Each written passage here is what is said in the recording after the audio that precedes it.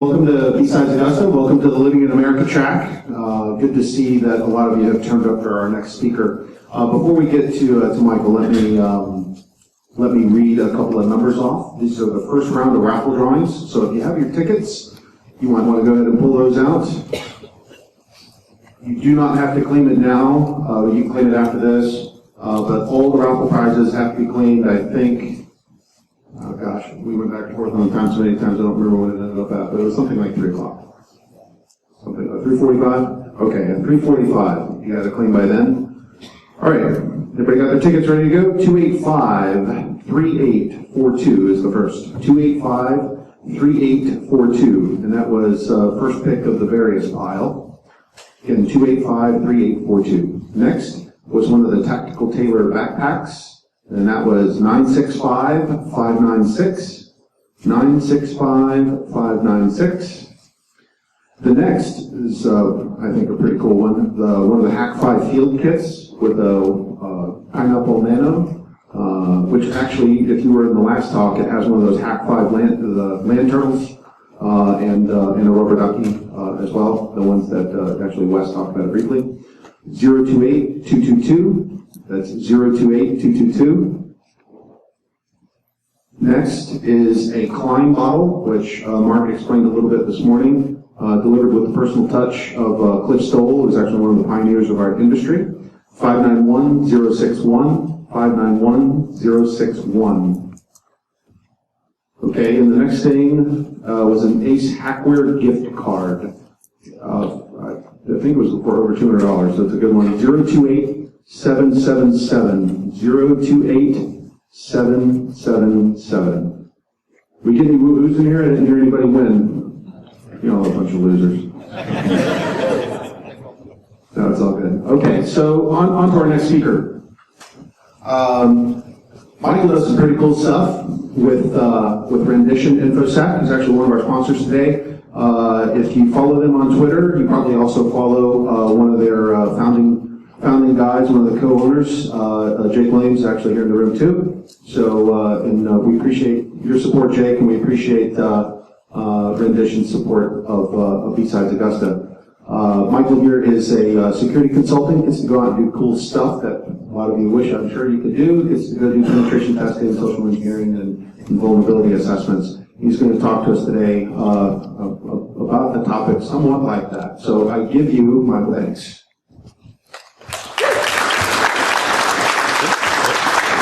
Morning. So basically the talk of the title is you too can defend against millions of cyber attacks. So I was, looking for a theme for the presentation. I thought Dr. Evil would work well with the word millions, so I threw him in there.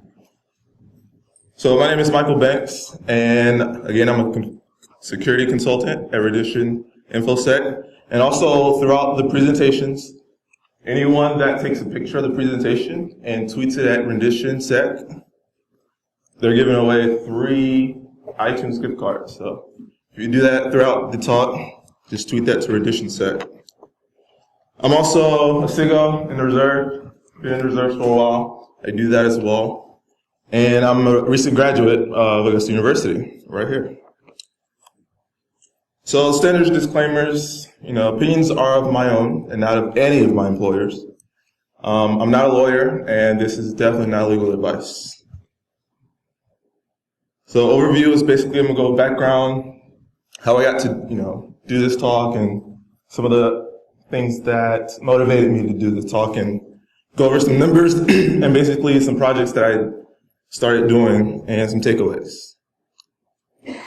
So I was sitting in Baltimore, and I don't watch the news too much. I keep, up to date on the current stuff that's going on. But at the time, there was this thing that happened in the news, and they mentioned something known as an SF-46, a standard form 86, standard form 86. And I was like, that sounds familiar. I think I did something like that, or I had one of something like that. And basically, it's a big stack of papers with a lot of information on it. And if you don't know about it, just Google it. You'll find plenty of information on it.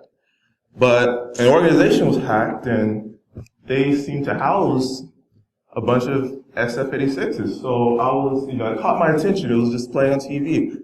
And I looked into it, and one thing that I found is there's a lot of hearings when it's government entities that once they get hacked, there's a lot of hearings that Congress has. So luckily the hearing was happening in a couple of days, so I caught the hearing, and actually the director, Ms. Archuleta, who's no longer the director, was going through the hearing, and one of the quotes that she mentioned is up there, they thwart 10 million attacks all constantly that they, protected against. So I said to myself, what does that even mean really? So it was, something they threw out there. I didn't want it to be an excuse, but yeah.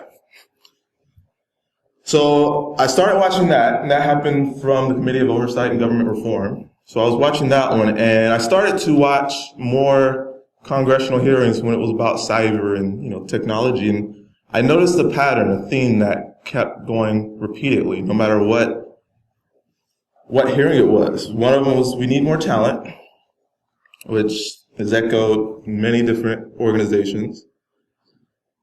Insert your organization here, whoever it is that's in the media, that they face millions of cyber attacks, whether it's per day, per month, per year.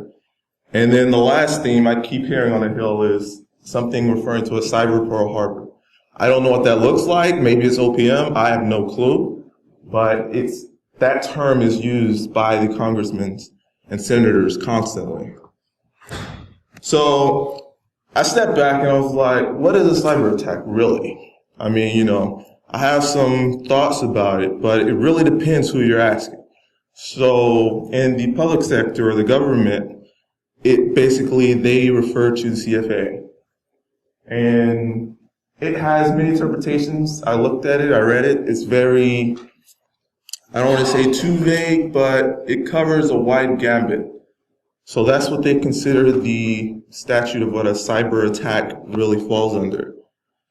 I kept searching, and I found another definition that the DoD uses.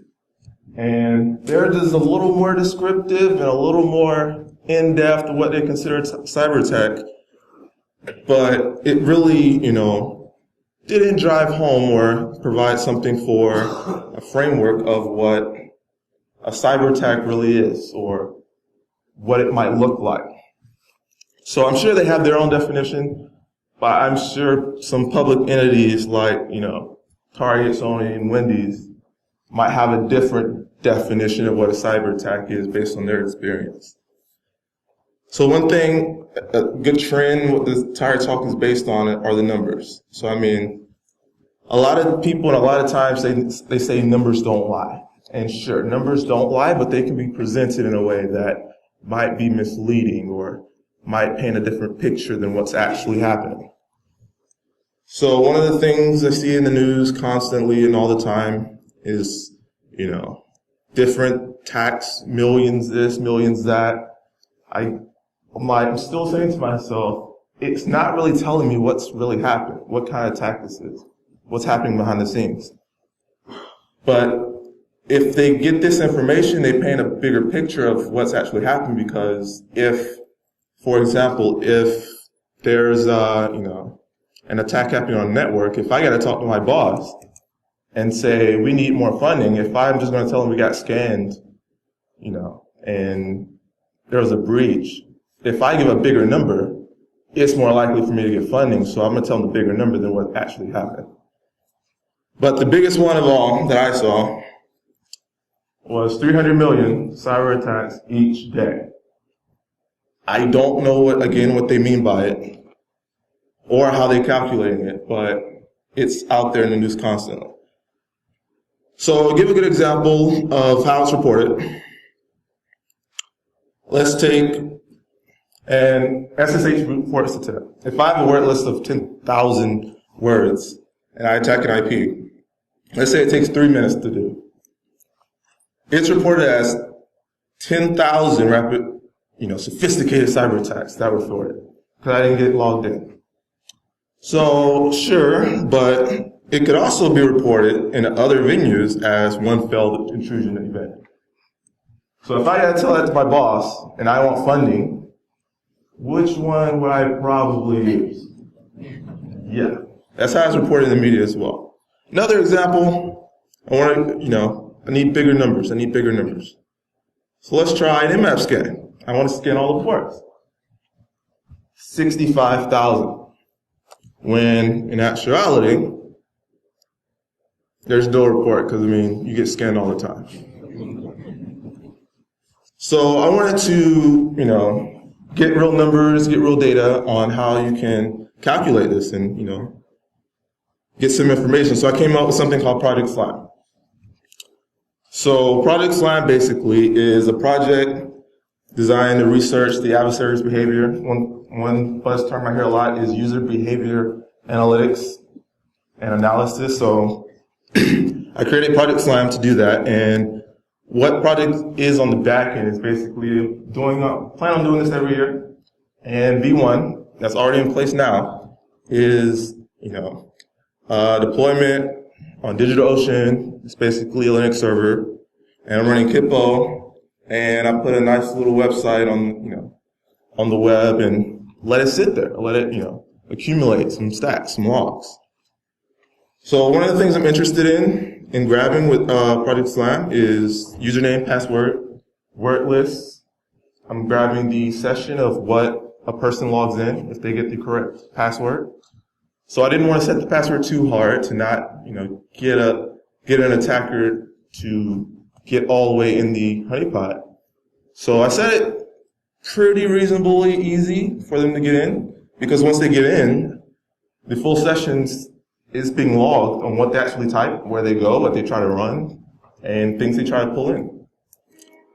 So I also wanted all the different, tools and downloads that they wanted inside the environment to run.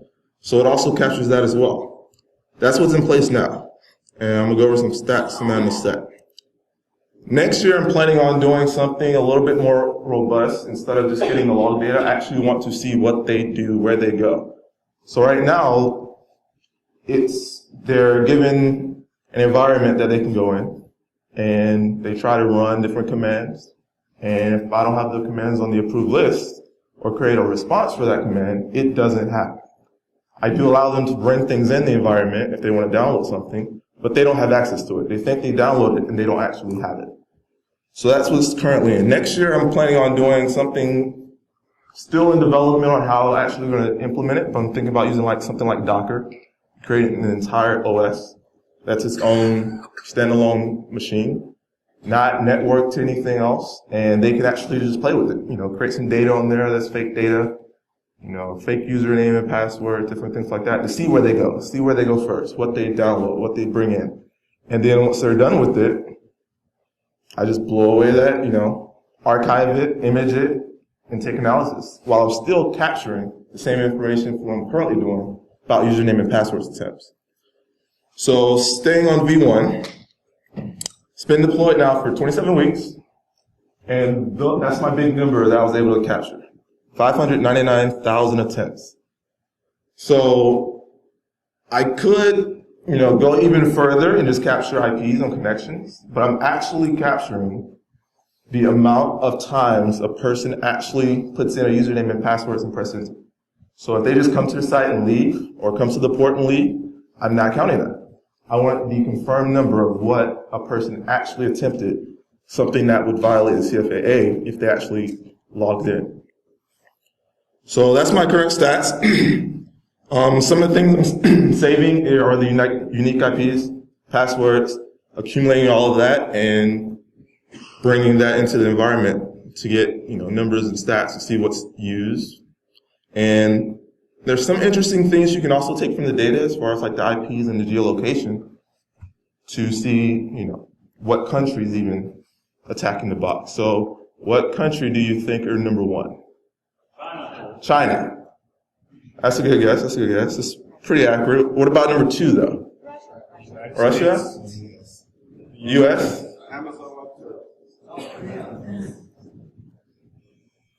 So here are the top countries that are attacking, and U.S. is number two. India was number three. And some of them are shocking to see, but some of them are not. But yeah, China, of course, China. Question? How are you validating that these are actually coming from the country? So it's only whatever IP that actually makes the connection. Since I'm doing, it's going over SSH, so it's a TCP connection, so it's making the full connection. Maybe it's going through a VPN, sure. But I'm only taking, again, the first approach. Yeah. So some of the other unique things I'm capturing, again, usernames and passwords. So again, some of these are no-brainers, that they would be the highest numbers. But I mean, it's different things that's also, telling, like pi, get, some of the usernames they're trying. Like, of course, root and administrator. So changing to something that's not up here would be more, I would say, preferable to configure to log in on something like SSH. Some of the passwords, again, some no-brainers, some a little surprising, and some, are more telling of the country as well. Some of these like support, admin, sure. But WUBAO or WUBAO, some of these are like, you can sort of tell, that it's international, it's not US probably trying to log in. So yeah, trailing 27 weeks, I'm gonna let this run to the end of the year. It won't be a full month because I deployed it in like March. It wouldn't be a full year. So one of the different things I'm calculating is right now on the current path, I get about 4,000 a day.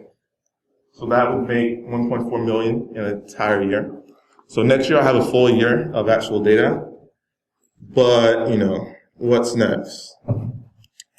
So I'm actually going to dump all the information that I've got and put it on GitHub at the end of the year along with like a report of everything I found, different patterns that I saw, different usernames, different IPs, and even the word list, so that can be downloaded and used. If I would recommend, even if you don't use word list to try to crack passwords or whatnot, download the text file and make sure your password isn't on there. If your password's on there, you probably want to change it. So that's different things. I plan on doing this every year. It runs a lot of it automatically by itself, doesn't require a lot of maintenance. A couple of things I would recommend if you do something like a honeypot is take your data from the cloud if you host it somewhere like DigitalOcean and analyze it somewhere else. Because right now I'm using, if you saw the dashboards or the graphs and charts earlier, I'm using Kibana, Elk, Elasticsearch, Logstash, and Kibana. And I'm doing that in the same VM currently that the instance is running on. So DigitalOcean, you can get a base install for like $10 a month. When I was just aggregating the data, that was fine. Once I wanted to actually analyze it and get numbers back, 1 gig of RAM wasn't doing it. So that $10 instance a month went to 20. And when that grew, it went to 40. So take your data somewhere local and analyze it somewhere else where you can actually have more RAM and it doesn't cost you per month. So that's definitely something I recommend. I plan on doing this every year. So some of the takeaways is actually, again, the word list. This is basically a log of the word list. There's more information on the back end, but this is one of the things I dumped already. And if you want to get that information, it is on GitHub. So one of the things on there is the dump. You have the IPs and the dates that the honeypot captured it. So you can actually go on there. Some other things, there's 2 branches. There's a development branch to where I'm writing some tools that'll actually capture a tool that'll take the IPs, no matter what OS you're on, and automatically block the IP. And all you would do is either feed it this list or any word list that you have, it'll pull the IP out of it and block that IP. So that's different things that are on the GitHub.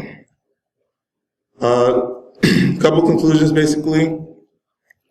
Don't use simple passwords. One thing, as you saw before, root is the highest guess that they're going to take, so I would disable root, not the full account, but its ability to log in through SSH. So I would choose a username not on that list as well, log in, and then you can elevate your privilege to root if you really need root. But having it disabled from the public login saves you a bunch of times, and it throws off your attacker a big while. Some of the other data that is on the honeypot is not on GitHub, but that adds a lot of value I can show you now is, again, it shows you what they actually do on the server. So,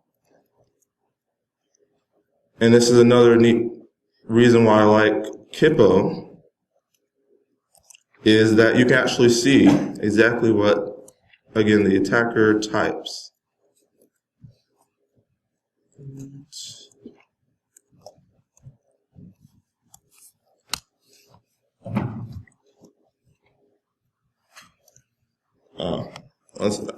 We're not seeing that.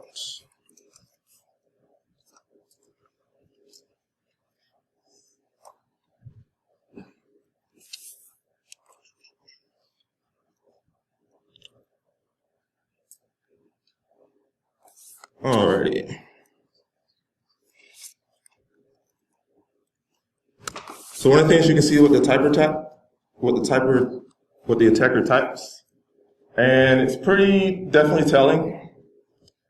And there's an entire directory full of logs just like this. So I mean, I can actually go see exactly what they type, where they go, and things might work, things might not. So it's definitely useful.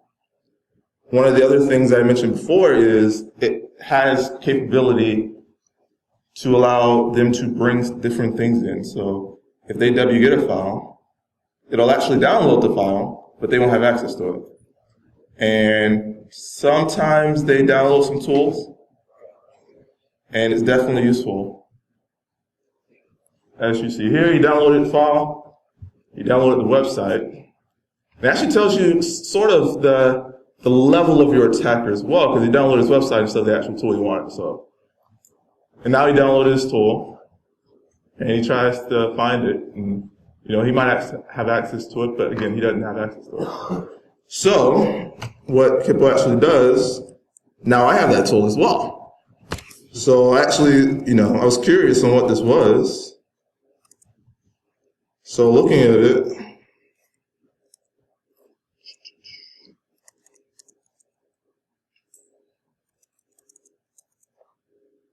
she can't talk.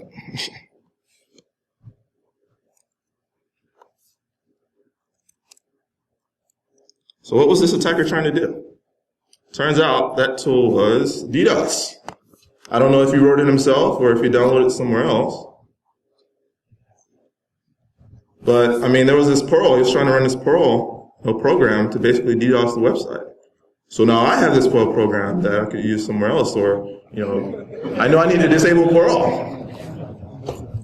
So different things like that is very useful to get this information. But I will say, one of the other unique things that I did see, and disclaimer, this one is not done in my honeypot, and I didn't actually do this one, but this is the funniest one I saw. So this person's another one of the interesting attackers that actually tried to log in on one, and you know, actually watching what he's going and where he's going. Maybe this is engine Morse. I don't know. But I mean, you can actually get a lot of information based on watching what someone tries to do. So it's definitely useful in that aspect. Because I now see what, you know, domains the attacker uses, if it's its own, where he tries to go, and what things he tries to get. Now, a lot of it works, and you can write the response for it. The way this one works is anything he pings, he'll get a response on what he pings. It'll grab the IP and reply.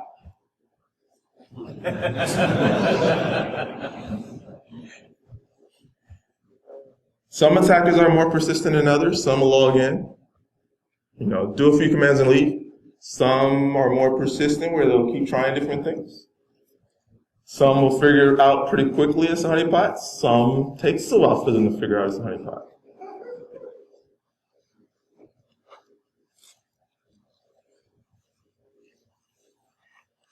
A neat thing about this as well is you can write the responses you want it to happen. So if he runs a command and I want a certain response, I can make him angry, you know.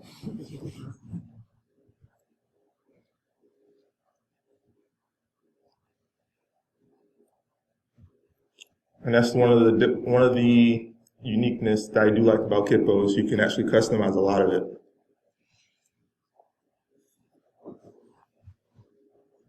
And he is pretty persistent.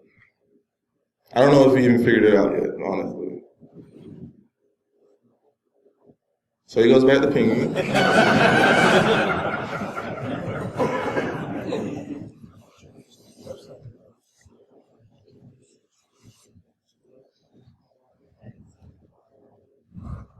Wiping's progress.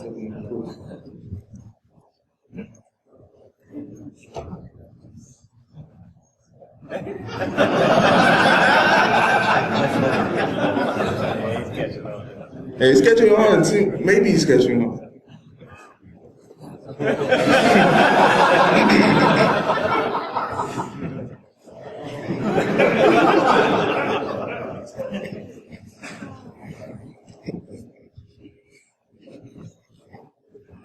So that'd be B8. They should have tried BB6. And then they figure it out eventually.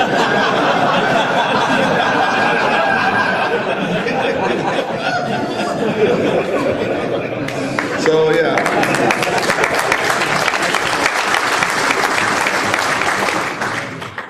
So again, this is a lot of information you can get from a person on what they try. And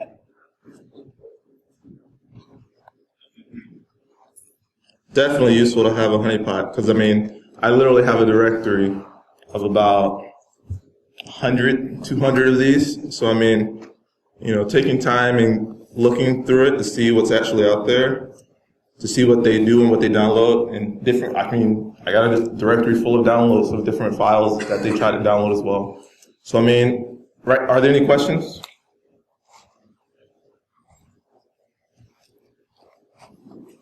If not, I have a few things to go in. We have a 6-month part-time membership to the clubhouse. This is a local one. So if you're not local, I probably wouldn't recommend it for this one. But I guess a question, what was the name of the Honey Potter Museum? So, on the back. Hippo, yep.